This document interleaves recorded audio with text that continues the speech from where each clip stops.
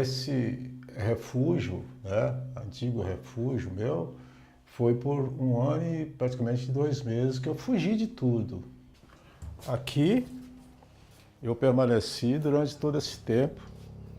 Eu queria que minha alimentação viesse aqui quando tinha vontade, ou não comia, mas daqui eu não saía. Eu me senti preso a esse espaço. Eu sabia que precisava sair, mas eu não tinha força para sair.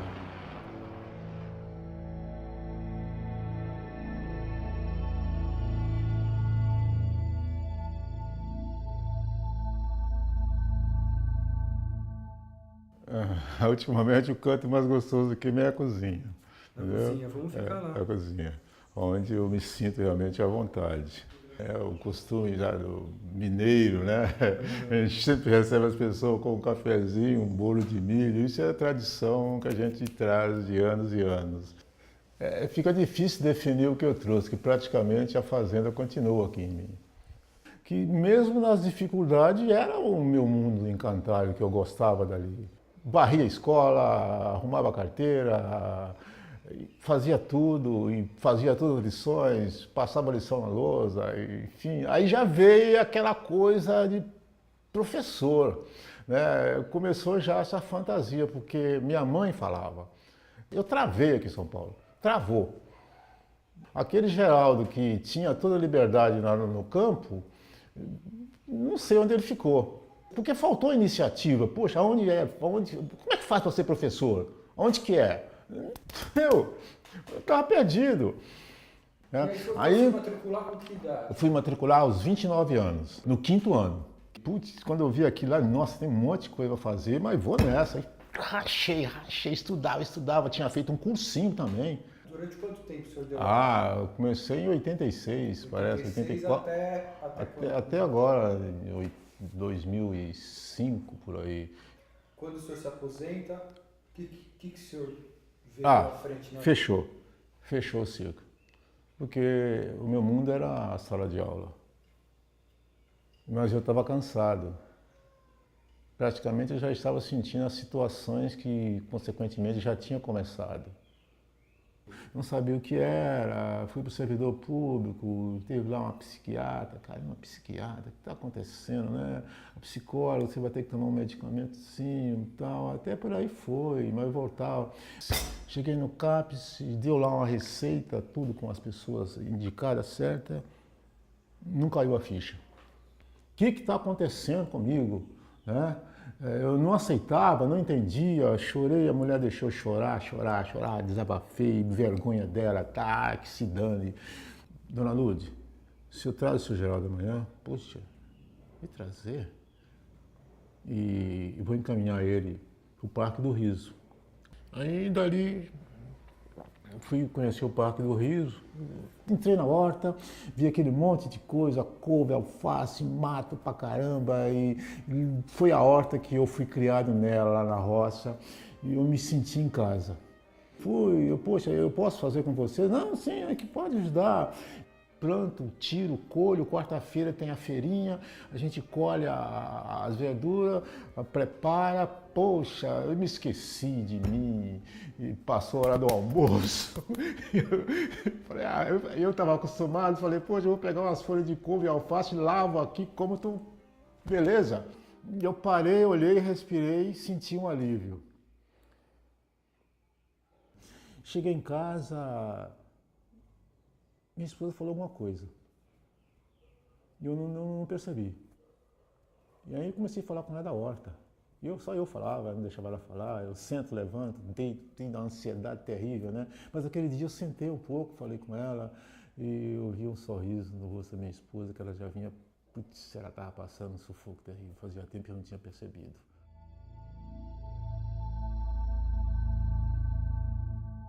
Eu tive um caso numa horta em Jandira, e aí nós chamamos da comunidade 2 senhores de terceira idade para ajudar. Só que eles falaram, olha, a gente ajuda, mas a gente está esperando a consulta do médico, você sabe no posto como que é, né? Demora 3, 4 meses para a gente conseguir uma consulta. Então, E a gente fica ajudando na horta até o dia da consulta. Depois eu vou me tratar, que nós somos doentes. Aí começou um negócio legal que eles conheciam plantas medicinais espontâneas. Então a comunidade viu que eles conheciam. Ah, eu preciso de um xarope, tem alguma coisa? Ah, não, tem guaco, aqui tem essa planta espontânea que dá para fazer xarope, né? Então ele foi mostrando o conhecimento que ele tinha tradicional, né, para a comunidade. Ele passou para a família ser um personagem importante, porque trazia verdura. Para a comunidade ele passou a ser o dono da sabedoria popular. E aí passou os 4 meses, ele falou, agora vocês não vão vir mais, né? Eu vou precisar de outra pessoa. Aí eles falaram, não faz isso não. Nós nem fomos no médico. Aí eu falei, você é louco, vocês ficaram 4 meses para conseguir uma consulta e vocês não foram? Ele falou, sabe o que é? Nós não estamos mais doentes. E uma outra coisa legal, que os dois eram solteiros já, não tinham namorada, arrumaram namorada, começaram... A revolução que essa horta fez para essas duas pessoas foram fantásticos. Então ele passou a ser uma pessoa de convívio da sociedade.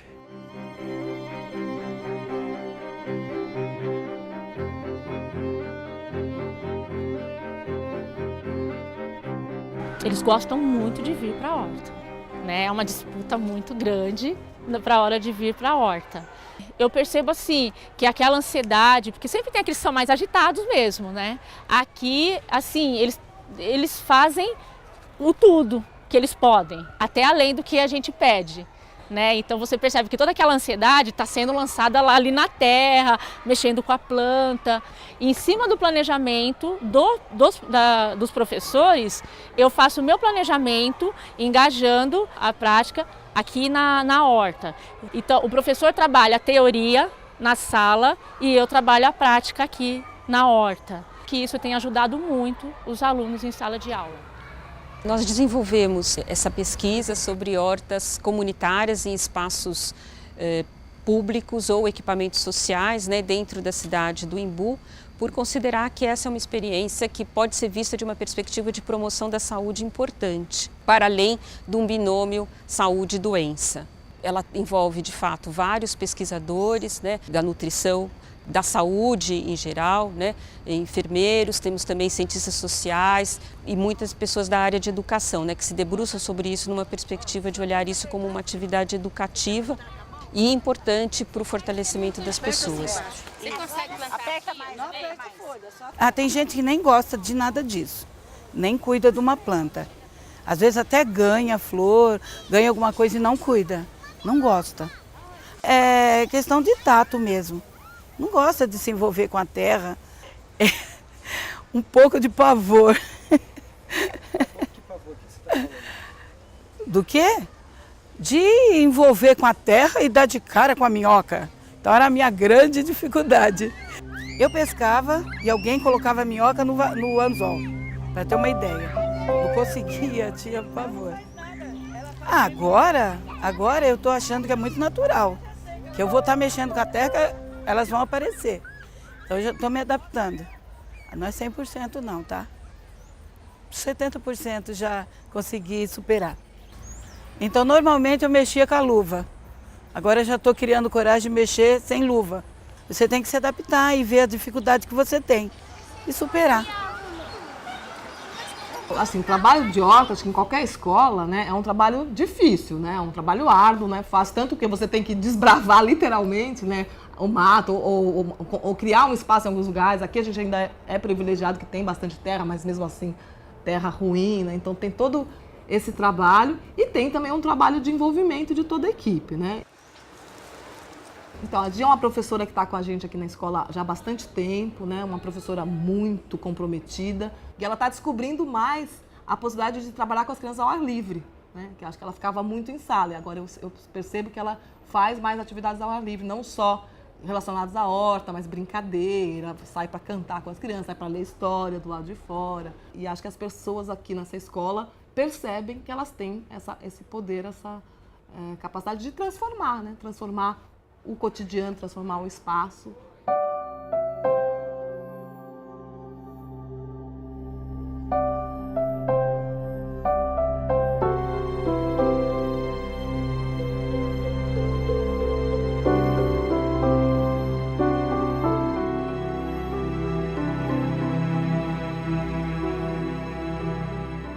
A escola Jardim Magali, ela tem uma tradição, né, em fazer mutirões.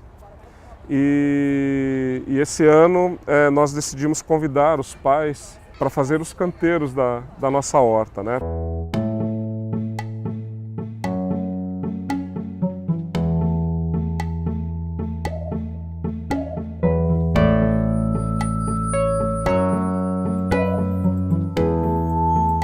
Vai para além do muro da escola, né? A família vem para a escola também. Eu acho que tem uma inserção da escola na comunidade diferente também. Você tem um espaço de sala de aula que vai além do espaço fechado, né? Que ela se amplie para o lado externo da escola. Que no lado externo da escola tem uma outra sala de aula. Eu vejo o prazer que eles têm de sair da sala de aula, né? Que para mim seria como uma caixa, né? Então eles estão saindo dali e fazer o que eles gostam livre.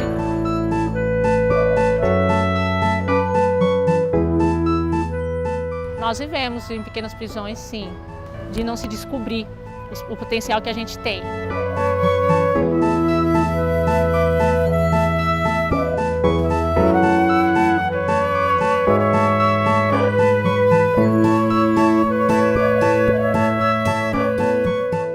No ano de 2006, né, eu tive uma perda muito forte, que foi a do meu pai. Ele foi assaltado e ele teve luta corporal com o assaltante e ele veio a falecer com 2 tiros.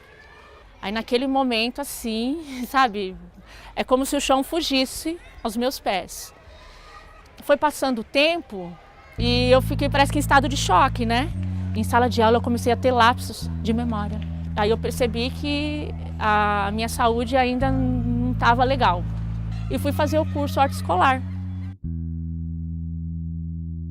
Chegando lá, eu comecei a ter esse contato com a terra, com as pessoas ali, as pessoas todas envolvidas com a natureza. Isso foi assim, me trazendo um bem-estar. Esse trabalho na horta, ele mostrou um lado que eu não me conhecia, entendeu? Eu passei a conhecer um lado meu que eu jamais imaginei que existia. Ao longo do processo, a gente foi percebendo que esse impacto se estendeu também até a vida das pessoas, dos profissionais, porque ao trabalhar com a horta, transformou também a vida deles.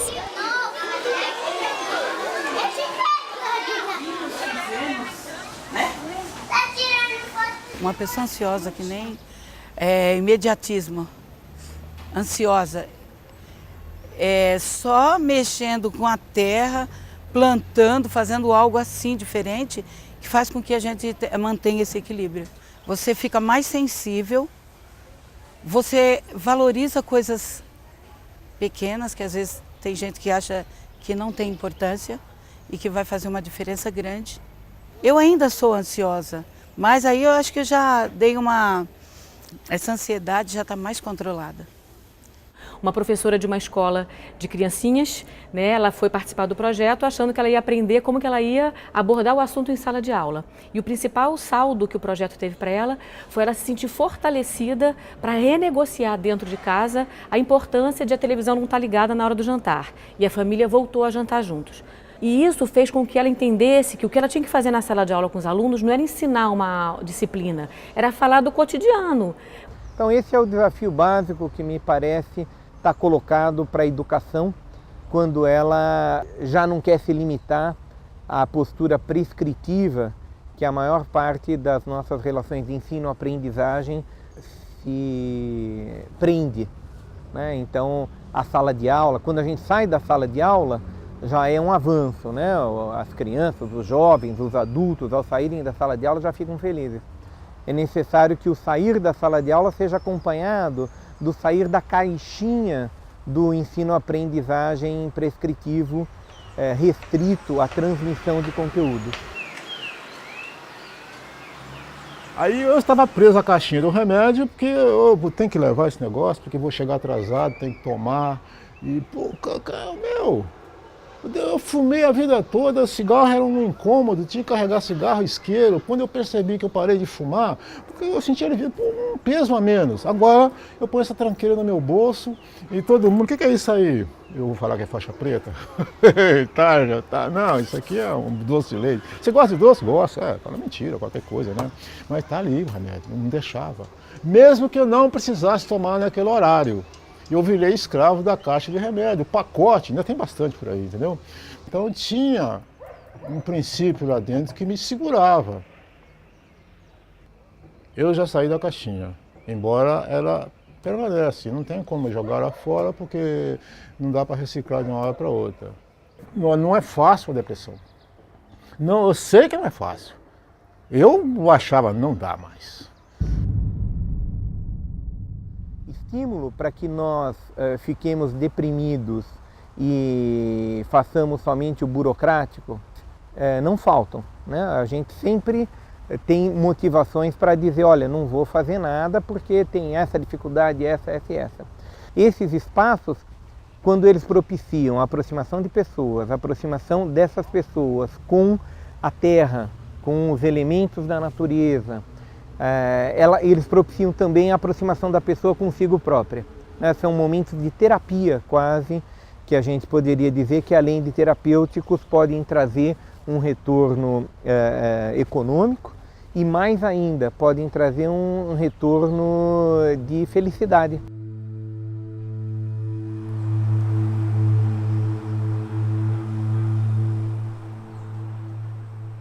Bem, aqui é a horta comunitária aqui, né? Que a gente toca. E eu fico aqui direto. Eu planto, eu vendo. Bom, agora nós temos um contrato nós fizemos um contrato para o restaurante e a casa de alimento. E então vai sair tudo daqui. É muito melhor do que eu ficar em casa. Se eu ficar em casa, meu Deus do céu. E para a cabeça, vem para a memória, descansa a memória. A gente não fica pensando besteira, estando em casa, pensando isso, pensando aquilo. Bem, porque eu mesmo sou uma, que se eu ficar em casa, e no lugar que eu moro num prédio, bem, a gente chegou em casa, entrou para dentro, trancou a porta e ficou ali preso.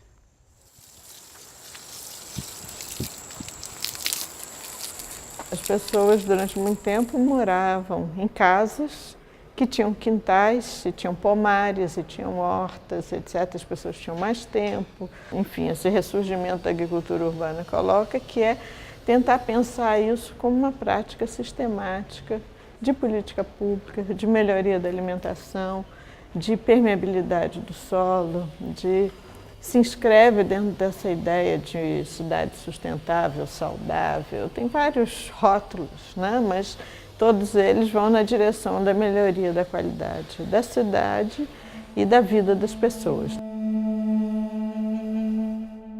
Falei, baixinho, eu tenho que voltar para a horta e tudo. E ela falou, cara, o que está acontecendo com você? Sei lá, eu preciso da horta porque eu quero fazer uma horta em casa. Por onde você vai começar? Não tem terra, não tem nada? Sei lá, eu não sei. Enfim, comecei, né? Plantei uma coisa, plantei outra. Fui plantando tudo que tinha na minha frente.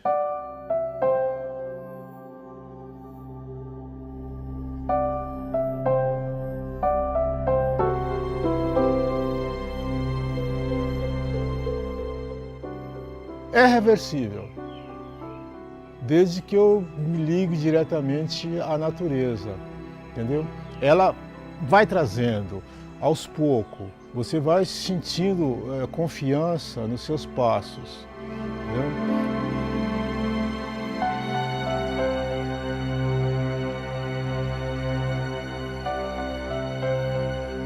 Você nem imagina, aquele momento que você está com a mão na terra, tá? E não sei se esquece, se a terra faz alguma coisa, há alguma coisa que eu não sei descrever que seu corpo recebe. Aí você acaba saindo desse mundo estacionado e você está em atividade, esqueceu, foi, tem saída. Eles me olham, pirou, ficou pior. a atividade da horta, além dela ter esses aspectos ligados à questão da sustentabilidade, do meio ambiente, das pessoas se aproximarem dessas questões e resgatarem aspectos que são importantes para a sua vida, também faz com que elas reflitam sobre aspectos da saúde delas, né? Quer dizer, como é a minha relação com o alimento, com o que eu consumo, como ele é produzido, como é que eu posso trabalhar isso, né? E trocar essas experiências com as outras pessoas. E a gente acha que isso tem tudo a ver com uma forma mais autônoma e protagonista de a pessoa lidar com o seu alimento. Então, essa ideia de você, por meio da vivência, você se sentir empoderado, quebrar tabus, se sentir empoderado, a experimentar novas práticas, isso é imprescindível, né? Então, não adianta só a gente falar do assunto, a gente tem que vivenciar o assunto, né? Acho que uma das consequências, né, da nossa participação, da nossa condução desse projeto de pesquisa com essas hortas do Imbu foi exatamente a gente pensar que a gente poderia trazer um pouco dessa experiência para esse espaço da universidade, né?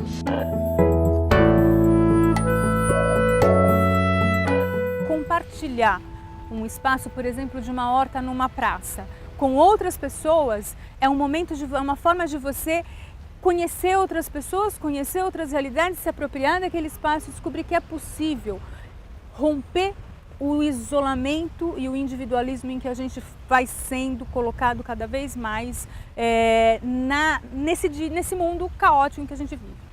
Então a proposta é montar um canteiro com palha e esterco bovino, um simples canteiro facinho que dá para se aplicar tanto em um espaço com terra como em um espaço concretado, tá?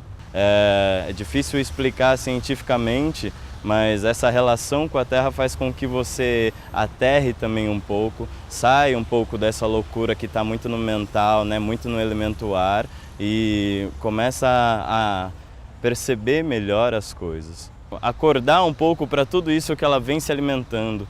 Esse trabalho tem muito a ver com desenvolver uma relação mais natural entre as pessoas, mais verdadeira, mais respeitosa. Eu acho que por trás de todo esse pretexto de cultivar plantas, acho que a gente vem aqui tentar desenvolver um cultivo de pessoas.